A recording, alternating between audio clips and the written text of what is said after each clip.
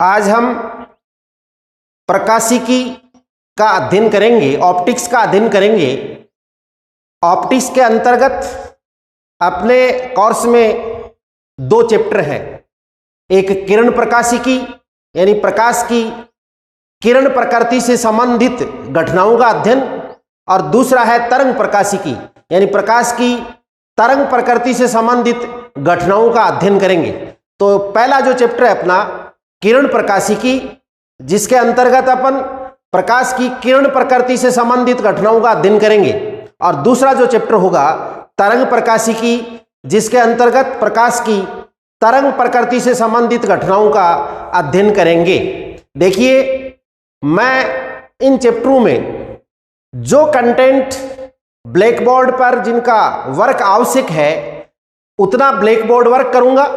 इसके अलावा मैं आपको इसके नोट्स उपलब्ध करवाऊंगा। इसके साथ नोट्स अटैच किए जाएंगे जिनको आप विस्तार से देख सकेंगे। तो जितना आवश्यक है ब्लैक बोर्ड वर्क उतना ब्लैक बोर्ड वर्क किया जाएगा, और इसके अलावा संपूर्ण नोट्स इसके साथ अटैच किए जाएंगे जो आपके लिए सहायक सिद्ध होंगे। तो आज हम अध्ययन कर रहे हैं किरण प्रकाशिकी। सबसे पहले देखिए प्रकाश क्या है। प्रकाश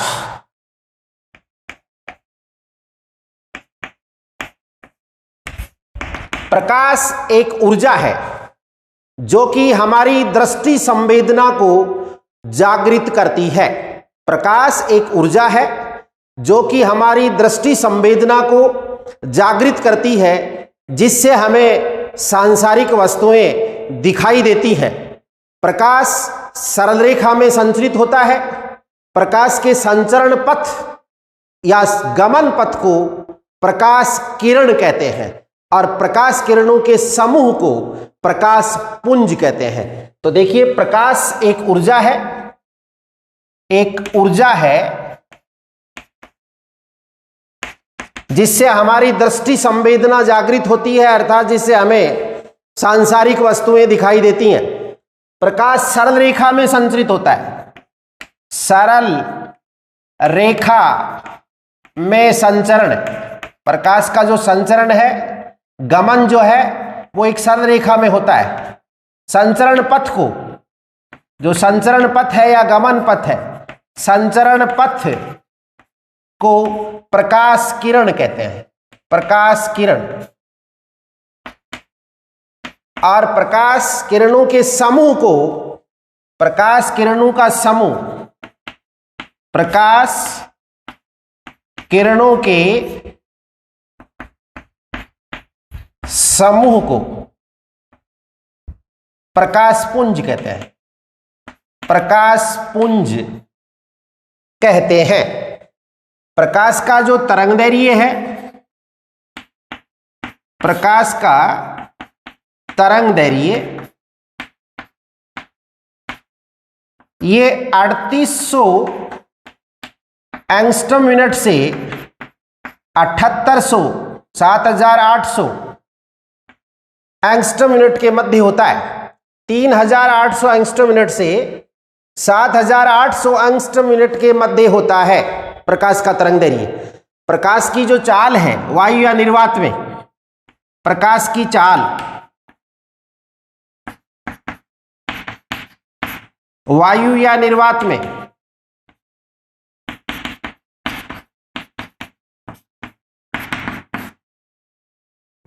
तीन गुणा 10⁸ मीटर प्रति सेकंड होती है।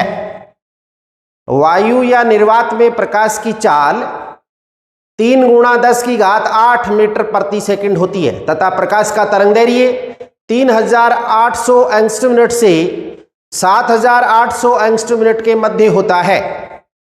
अब इस चैप्टर में अपन प्रकाश की जिन घटनाओं का अध्ययन करेंगे वे घटनाएं हैं प्रकाश का परावर्तन, अपवर्तन,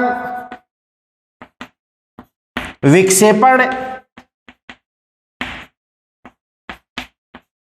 परिकिरणन। इसके अलावा कुछ प्रकाशीय उपकरण मानव नेत्र के साथ साथ जो प्रकाशीय उपकरण सूक्ष्मदर्शी एवं दूरदर्शी का अध्ययन करेंगे। यानी इस चैप्टर के अंतर्गत प्रकाश की कुछ घटनाएं, प्रकाश का परावर्तन, अपवर्तन, प्रकाश का विक्षेपण, परिकिरणन, इनका अध्ययन करेंगे।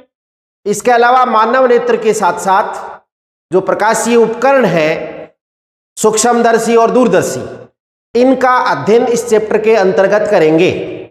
देखिए, ये जितनी भी घटनाएं हैं, इन घटनाओं का अध्ययन प्रकाश की किरण प्रकृति से किया जा सकता है। इसलिए इस चैप्टर का नाम है किरण प्रकाशिकी। यानी प्रकाश की वे घटनाएं जिनका अध्ययन प्रकाश की किरण प्रकृति से किया जा सकता है, उसका अध्ययन अपन किरण प्रकाशिकी के नाम से जानते हैं। इसके अलावा इस चैप्टर की जो घटनाएं हैं जिनका अध्ययन करना है, उनका दैनिक जीवन में सामान्य रूप से प्रेक्षित होने वाली घटनाएं हैं। इनका दैनिक जीवन में सामान्य रूप से प्रेक्षण संभव है। इसलिए इसको अपन स्थूल प्रकाशिकी भी कह सकते हैं। स्थूल प्रकाशिकी। इसके अलावा जिन घटनाओं का इस चैप्टर में अध्ययन करेंगे, उनसे संबंधित जो नियम हैं, उन नियमों का सामान्य ज्यामिति के नियमों से अध्ययन किया जा सकता है या व्युत्पन्न किया जा सकता है। इन घटनाओं से संबंधित जो नियम हैं, उन नियमों को सामान्य ज्यामिति के नियमों से व्युत्पन्न किया जा सकता है, उनका अध्ययन किया जा सकता है। इसलिए इसको ज्यामितीय प्रकाशिकी भी कहते हैं। ज्यामितीय प्रकाशिकी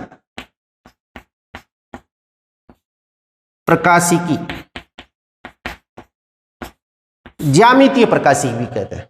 तो देखिए, सबसे पहली बात, जो इस चैप्टर में जिन घटनाओं का अध्ययन करेंगे, चाहे प्रकाश का परावर्तन है, अपवर्तन है, विक्षेपण है, प्रकीर्णन है, इनका अध्ययन प्रकाश की किरण प्रकृति से किया जा सकता है। इसलिए इस चैप्टर का नाम है किरण प्रकाशिकी। इसके अलावा इन घटनाओं का दैनिक जीवन में सामान्य रूप से प्रेक्षण होता है, मतलब सामान्य रूप से प्रेक्षित होने वाली ये घटनाएं हैं दैनिक जीवन में, इसलिए इसको स्थूल प्रकाशिकी भी कहते हैं। इसके अलावा इन घटनाओं से संबंधित जो नियम हैं, उन नियमों का सामान्य ज्यामिति के नियमों से अध्ययन किया जा सकता है, व्युत्पन्न किया जा सकता है। इसलिए इसको ज्यामितीय प्रकाशिकी भी कहते हैं। अब इसमें सबसे पहले पढ़ेंगे अपन प्रकाश का परावर्तन। पहली जो घटना अपनी, प्रकाश का परावर्तन।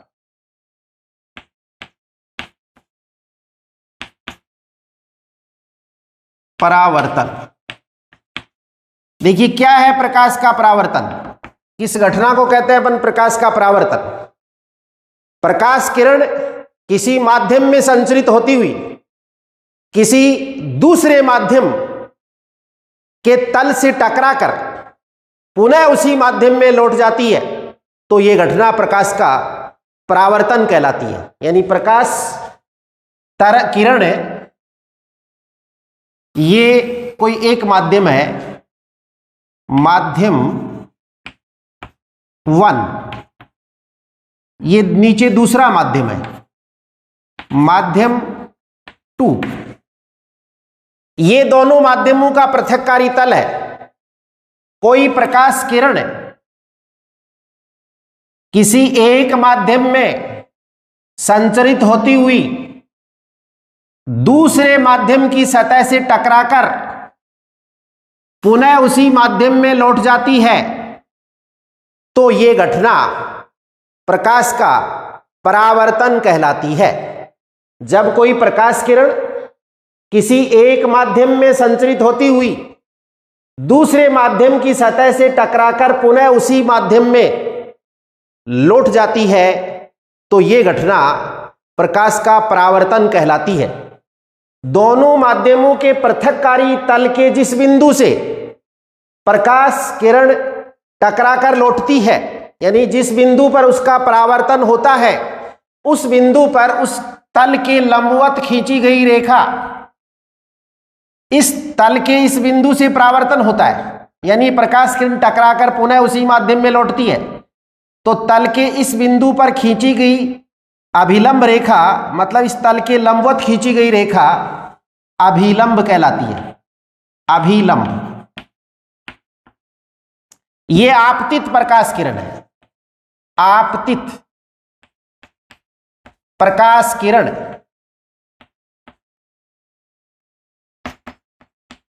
ये परावर्तित प्रकाश किरण है। परावर्तित प्रकाश किरण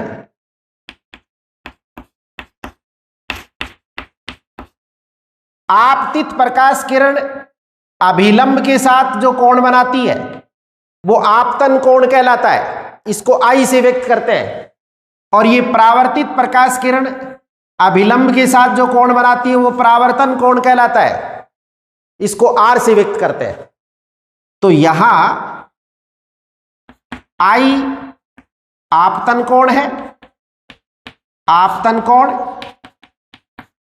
और आर परावर्तन कोण है, परावर्तन कोण। और इसको मैं एम एन से व्यक्त कर दूं। ये एम एन यहां दो माध्यमों को पृथक करने वाला तल है जिससे प्रकाश किरण का परावर्तन हो रहा है, यानी परावर्तक तल समझ सकते हैं इसको।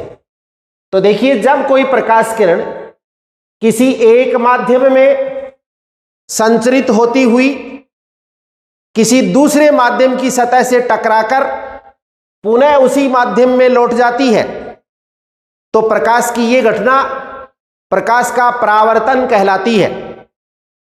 जिस बिंदु से पृथककारी तल के जिस बिंदु से परावर्तन होता है उस बिंदु पर उस तल के लंबवत खींची गई रेखा अभिलंब कहलाती है। और आपतित प्रकाश किरण अभिलंब के साथ जितना कोण बनाती है वो आपतन कोण कहलाता है, इसको आई से व्यक्त करते हैं। परावर्तित प्रकाश किरण अभिलंब के साथ जितना कोण बनाती है उसको परावर्तन कोण कहते हैं, आर से व्यक्त करते हैं। तो ये घटना है प्रकाश का परावर्तन। अब परावर्तन से संबंधित कुछ नियम है, प्रकाश के परावर्तन के नियम। परावर्तन के नियम,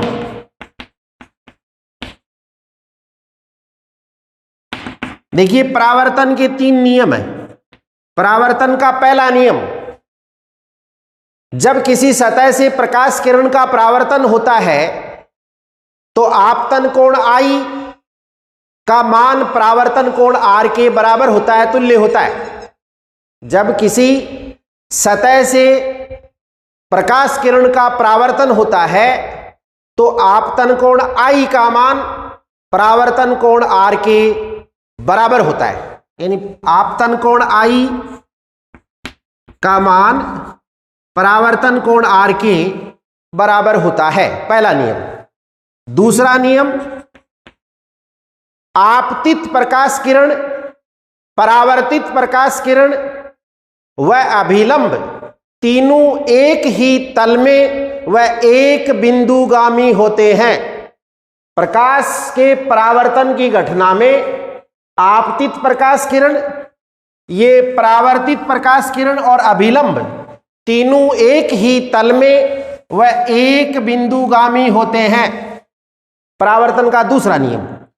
परावर्तन का तीसरा नियम, परावर्तन की घटना में प्रकाश की चाल, प्रकाश का तरंगदैर्घ्य एवं प्रकाश की आवर्ती तीनों राशियां अपरिवर्तित रहती हैं, इनमें कोई परिवर्तन नहीं होता। यानी प्रकाश की चाल, प्रकाश का तरंगदैर्घ्य व आवर्ती अपरिवर्तित, इनमें कोई परिवर्तन नहीं होता है। प्रकाश की चाल, क्योंकि प्रकाश किरण उसी माध्यम में लौट जाती है, प्रकाश की चाल माध्यम परिवर्तित होने पर परिवर्तित होती है।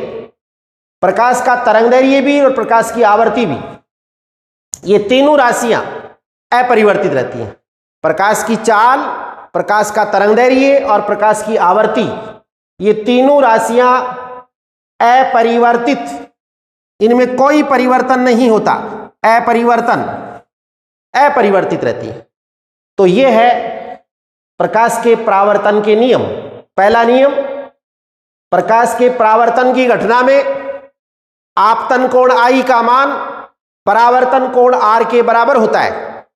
दूसरा, परावर्तन की घटना में आपतित प्रकाश किरण, परावर्तित प्रकाश किरण एवं अभिलंब तीनों एक ही तल में व एक बिंदुगामी होते हैं। और तीसरा, परावर्तन की घटना में प्रकाश की चाल, प्रकाश का तरंगदैर्घ्य और प्रकाश की आवर्ती, ये तीनों राशियां अपरिवर्तित रहती हैं, इनमें कोई परिवर्तन नहीं होता, नियत रहती है।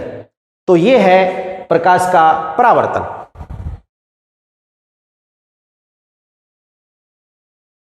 प्रकाश के परावर्तन की घटना में आपतन कोण I का मान परावर्तन कोण R के बराबर होता है। यदि कोई प्रकाश किरण परावर्तक सतह पर अभिलंब के अनुदिश आपतित होती है, यानी आपतन कोण I का मान 0 होता है, तो परावर्तन कोण R का मान भी 0 होगा। अर्थात परावर्तन के पश्चात अभिलंब के अनुदिश ही लौट जाती है। यानी कोई प्रकाश किरण, ये अभिलंब है, ये परावर्तक सतह जिस पर कोई प्रकाश किरण आपतित हो रही है, अभिलंब के अनुदिश, परावर्तक सतह, अभिलंब के अनुदिश आपतित होती है। यानी आपतन कोण I का मान 0 है, तो परावर्तन कोण R का मान भी 0 होगा, यानी परावर्तन के पश्चात पुनः उसी पथ पर लौट जाएगी। यानी किसी परावर्तक सतह पर कोई प्रकाश किरण अभिलंब के अनुदिश आपतित होती है, तो परावर्तन के पश्चात पुनः उसी पथ पर लौट जाती है, क्योंकि आपतन कोण I का मान, परावर्तन की घटना में आपतन कोण I का मान परावर्तन कोण R के बराबर होता है। यदि आपतन कोण I का मान 0 है, तो परावर्तन कोण R का मान भी 0 होगा। यानी अभिलंब के अनुदिश आपतित प्रकाश किरण परावर्तन के पश्चात पुनः उसी पथ पर लौट जाती है। अब हम पढ़ेंगे प्रतिबिंब क्या होता है। प्रतिबिंब किसको कहते हैं अपन? प्रतिबिंब,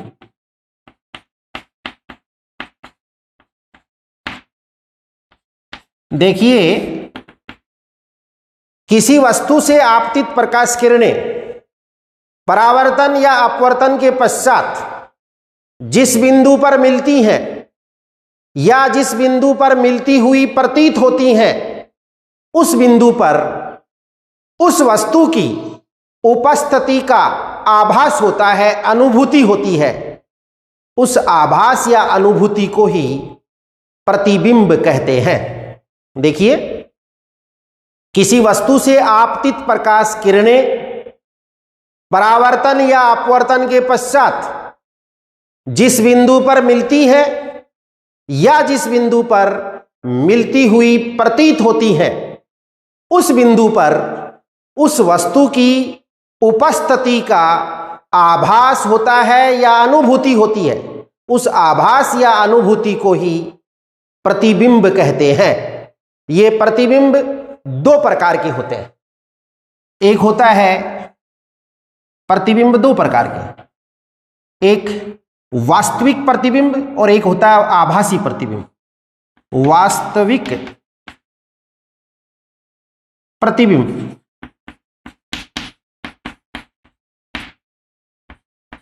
दूसरा है आभासी प्रतिबिंब।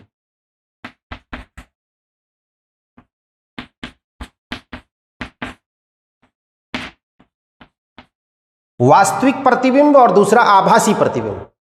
देखिए, किसी वस्तु से आपतित प्रकाश किरणें परावर्तन या अपवर्तन के पश्चात जिस बिंदु पर मिलती हैं, वहां उस वस्तु की उपस्थिति का आभास या अनुभूति वास्तविक प्रतिबिंब कहलाता है।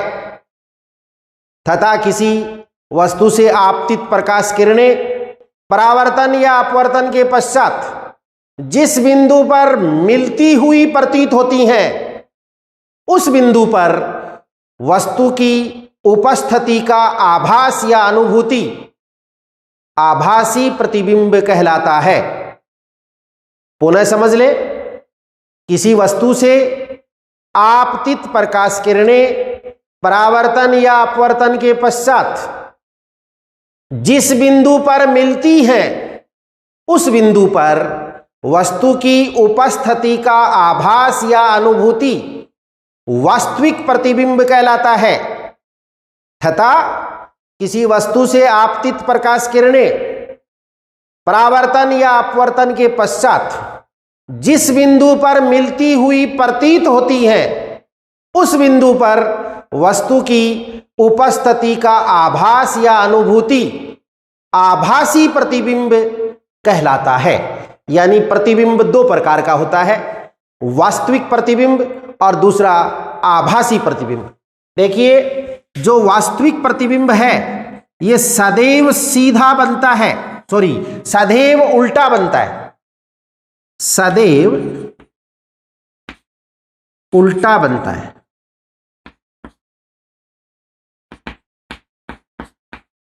जबकि आभासी प्रतिबिंब सदैव सीधा बनता है।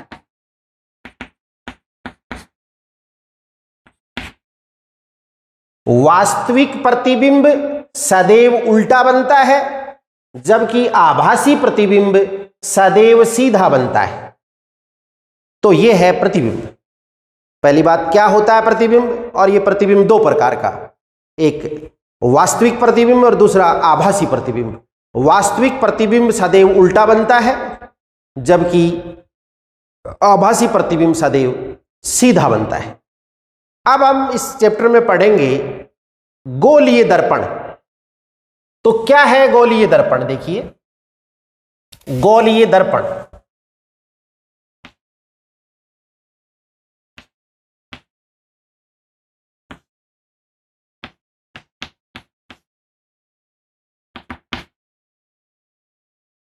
परावर्तन की घटना पर आधारित एक युक्ति जिसको अपन गोलीय दर्पण कह रहे हैं। क्या होता है गोलीय दर्पण? एक कांच का खोखला गोला, ये कांच का एक खोखला गोला है। इस कांच के खोखले गोले का एक छोटा भाग काटकर अलग कर लिया जाए। ये इतना भाग काटकर अलग कर लिया गया। कांच के इस खोखले गोले का एक छोटा भाग काटकर अलग कर लिया जाए और अलग करने के बाद इसकी एक सतह को, देखिए इस गोले की दो सतह, एक बाहरी सतह और एक अंदर की सतह। कांच के खोखले गोले का एक छोटा भाग काटकर अलग कर ले और अलग करने के पश्चात इसकी एक सतह को रजित करके, एक सतह पर को रजतित कर दे और दूसरी सतह को परावर्तक बना दे, तो ये युक्ति गोलीय दर्पण कहलाती है। ये जो कटा हुआ भाग है, कटा हुआ खोखले गोले का छोटा कटा हुआ भाग, एक छोटा भाग काटकर अलग कर लें और ये जो अलग किया हुआ भाग है, ये अलग किया हुआ भाग इसकी बाहर की ओर उभरी हुई जो सतह है उसको रजित कर दें और अंदर दबी हुई सतह को परावर्तक बना दें। बाहर की ओर उभरी हुई सतह है उसको रजित कर दिया और ये अंदर दबी हुई सतह है इसको परावर्तक बना दिया। परावर्तक या ये खोखले गोले का छोटा कटा हुआ भाग इसकी अंदर दबी हुई सतह को रजित कर दे और बाहर उभरी हुई सतह को परावर्तक बना दे। ये सतह इसको परावर्तक बना दिया जाए, परावर्तक, और अंदर दबी हुई सतह इसको रजित कर दे। तो ये युक्ति गोलीय दर्पण कहलाती है। तो देखिए, एक कांच का खोखला गोला है, उसके एक छोटे भाग को काट कर अलग कर लिया। अलग करने के बाद इसकी एक सतह को रजित करके दूसरी सतह को परावर्तक बना दिया जाए तो यह युक्ति गोलीय दर्पण कहलाती है। लेकिन रजित करने एक सतह को और दूसरी सतह को परावर्तक बनाने के आधार पर ये गोलीय दर्पण दो प्रकार के होते हैं। एक होता है अवतल दर्पण और दूसरा होता है उत्तल दर्पण, जिसमें अंदर की ओर दबी हुई सतह परावर्तक होती है, वो कहलाता है अवतल दर्पण। तो ये है अवतल दर्पण, अवतल दर्पण।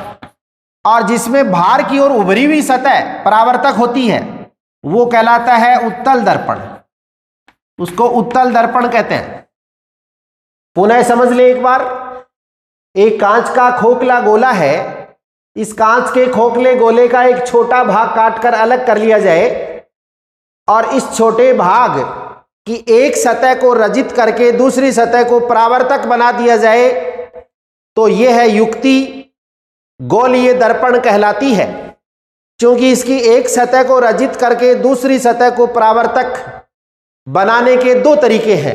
इसका मतलब गोलीय दर्पण दो प्रकार के होते हैं, जिसमें अंदर दबी हुई सतह परावर्तक होती है वह अवतल दर्पण कहलाता है, और जिसमें बाहर उभरी हुई सतह परावर्तक होती है वो उत्तल दर्पण कहलाता है। यानी गोलीय दर्पण दो प्रकार के होते हैं, एक होता है अवतल दर्पण और दूसरा होता है उत्तल दर्पण। अब अपन इस गोलीय दर्पण से संबंधित कुछ परिभाषाएं हैं, कुछ शब्दार्थ हैं जिनका अर्थ समझेंगे। तो सबसे पहले समझिए आप, पहला गोलीय दर्पण का ध्रुव या द्वारक। सबसे पहले समझिए गोलीय दर्पण का द्वारक क्या होता है, द्वारक किसको कहते हैं। देखिए, गोलीय दर्पण का जो ये वृत्तचाप है, वर्तीय चाप, वृत्तचाप ये जो सतह है या जो वर्तीय पृष्ठ है वो गोलीय दर्पण का द्वारक कहलाता है। यानी द्वारक किसको कहते हैं, दर्पण, गोलीय दर्पण के वर्तीय पृष्ठ को, वर्तीय पृष्ठ,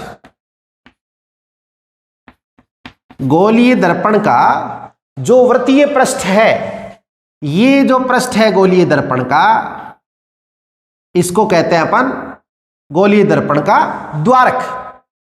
गोलीय दर्पण का ये वर्तीय पृष्ठ द्वारक कहलाता है इसका।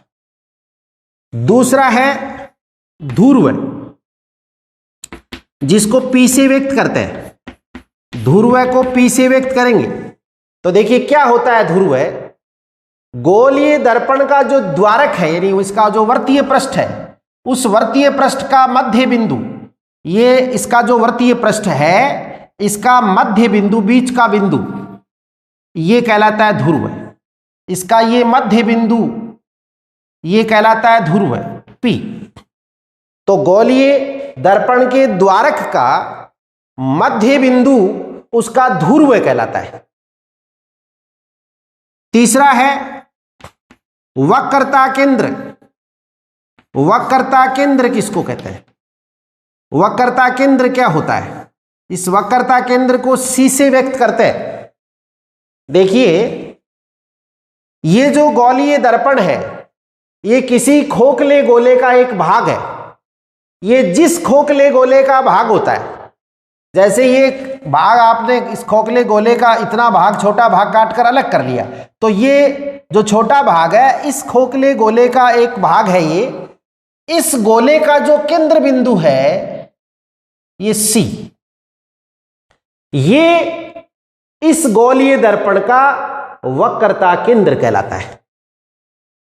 ये गोलीय दर्पण का वक्रता केंद्र कहलाता है। देखिए, ये आपका अवतल दर्पण है, ये इसका ध्रुव है पी। ये जिस खोखले गोले का भाग है, यानी इसको अपन पूरा कर दें तो ये किसी न किसी खोखले गोले का भाग है। उस गोले का जो केंद्र है, मान लीजिए उस गोले का केंद्र ये है, तो ये इस अवतल दर्पण का वक्रता केंद्र कहलाएगा। यानी अवतल दर्पण का वक्रता केंद्र दर्पण के सामने होता है। इसी प्रकार देखिए, ये उत्तल दर्पण है जिसमें बाहर की ओर उभरी हुई सतह परावर्तक होती है। ये इसका ध्रुव है, इसके वर्तीय पृष्ठ जिसको अपन द्वारक कहते हैं, उस द्वारक का जो मध्य बिंदु है वो ध्रुव कहलाता है।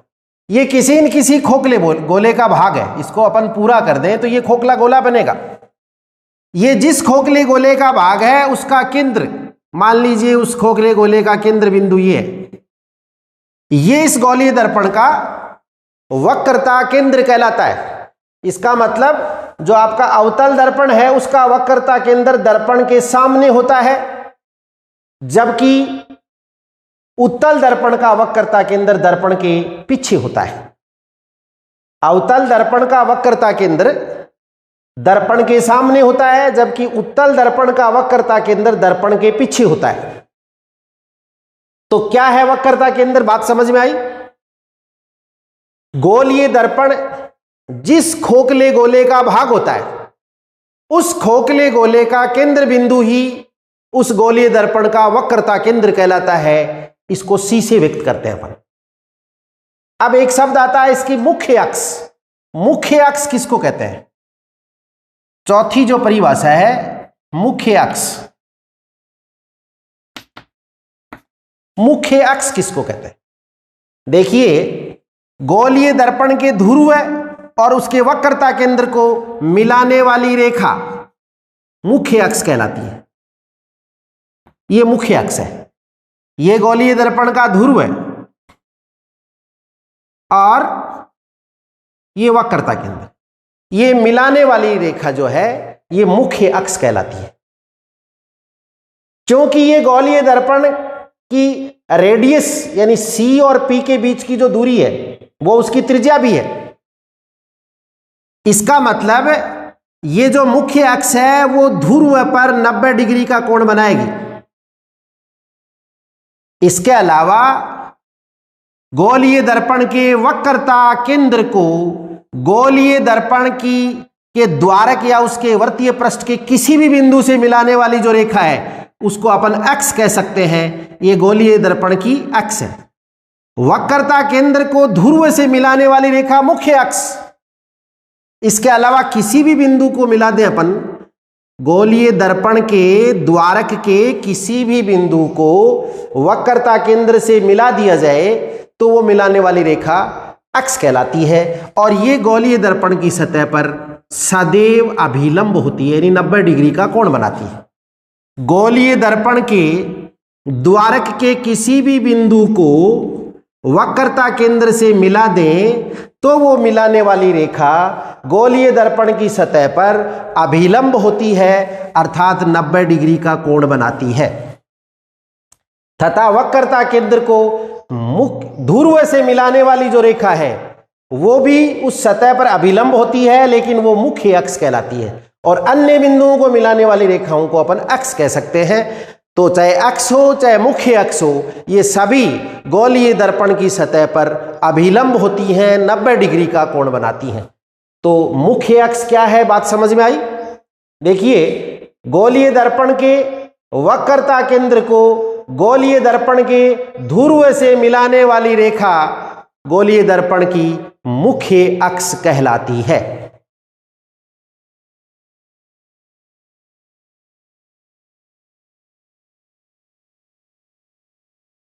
अब देखिए, गोलीय दर्पण का ये द्वारक गोलीय दर्पण का ध्रुव है, वक्रता केंद्र गोलीय दर्पण की मुख्य अक्ष। अब पढ़ेंगे अपन गोलीय दर्पण का मुख्य फोकस। मुख्य फोकस क्या है? पांचवी जो परिभाषा अपनी, मुख्य फोकस।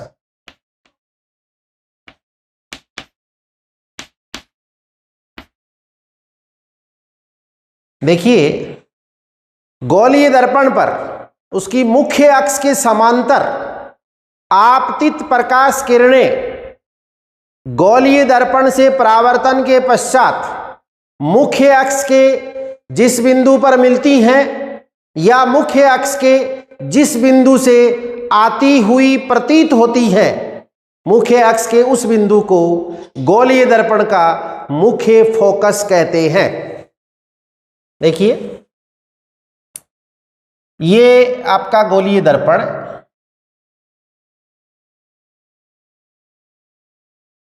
अवतल दर्पण है। ये इसका ध्रुव है P, ये वक्रता केंद्र मान लीजिए C है, इन दोनों को मिलाने वाली ये रेखा जिसको अपन मुख्य अक्ष कहते हैं, ये मुख्य अक्ष है। इस गोलीय दर्पण की सतह पर मुख्य अक्ष के समांतर आने वाली प्रकाश किरणें दर्पण से परावर्तन के पश्चात मुख्य अक्ष के जिस बिंदु से मिलती हैं, देखिए जिस बिंदु से परावर्तन होता है, उस परावर्तन जिस बिंदु से हो रहा है उसको यदि मैं M से व्यक्त कर दूं, तो यदि इस बिंदु को मैं वक्रता केंद्र से मिला दूं तो मिलाने वाली ये रेखा गोलीय दर्पण की सतह पर अभिलंब होती है और ये आपतित प्रकाश किरण इस अभिलंब के साथ जो कोण बनाती है वो आपतन कोण I कहलाता है और ये परावर्तित प्रकाश किरण अभिलंब के साथ जो कोण बनाती है वो परावर्तन कोण R कहलाता है और ये दोनों बराबर होते हैं। यदि इस कोण का मान थीटा है तो R का मान भी थीटा होगा, यानी जितने कोण पर आपतित होगी परावर्तन के पश्चात भी उतना ही कोण बनाते हुए परावर्तित होगी।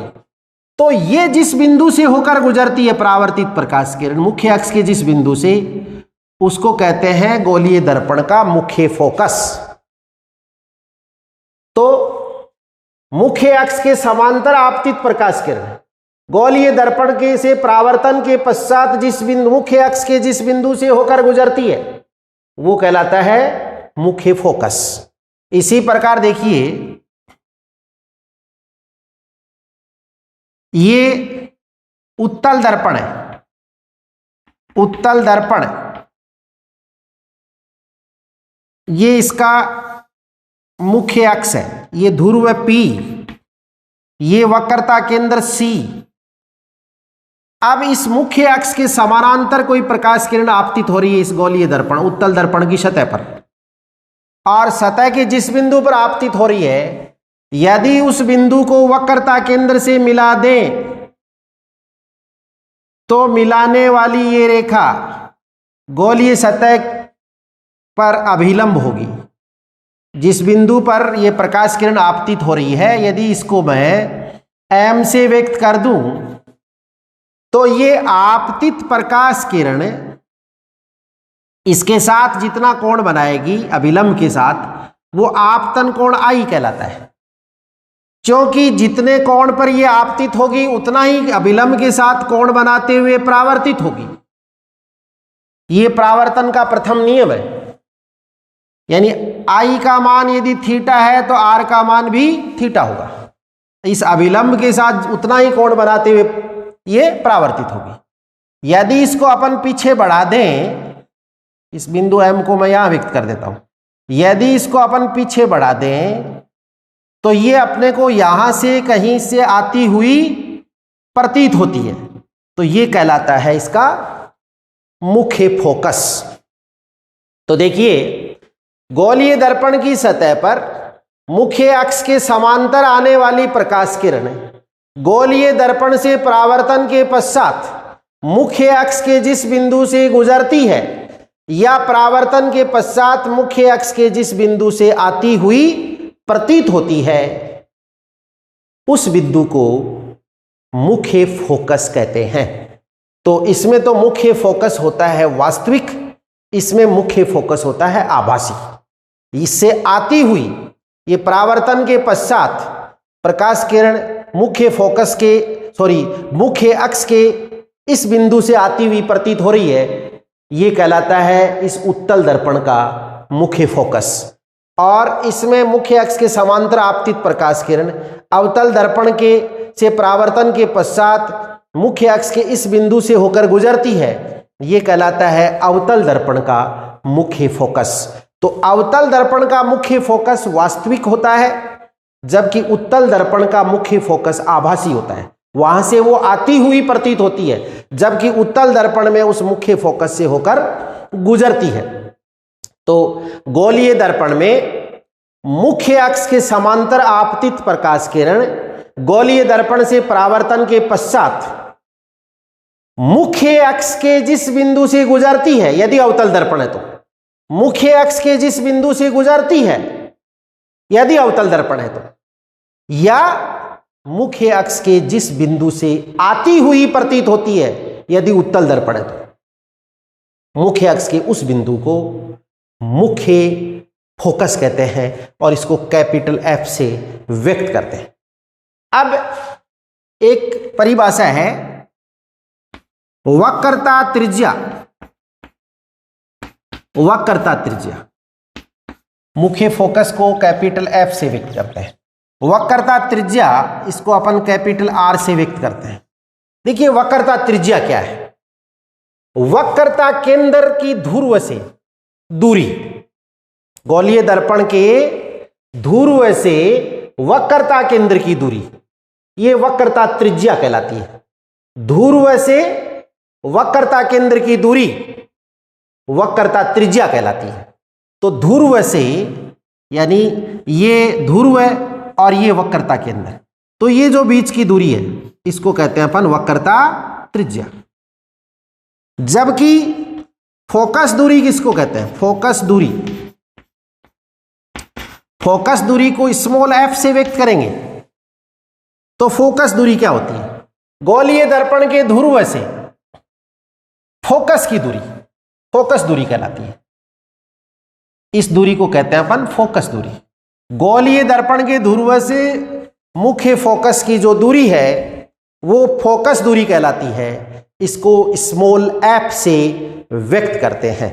तो ये है गोलीय दर्पण से संबंधित कुछ परिभाषाएं। गोलीय दर्पण का द्वारक, ध्रुव, वक्रता केंद्र, मुख्य अक्ष, मुख्य फोकस, वक्रता त्रिज्या एवं फोकस दूरी।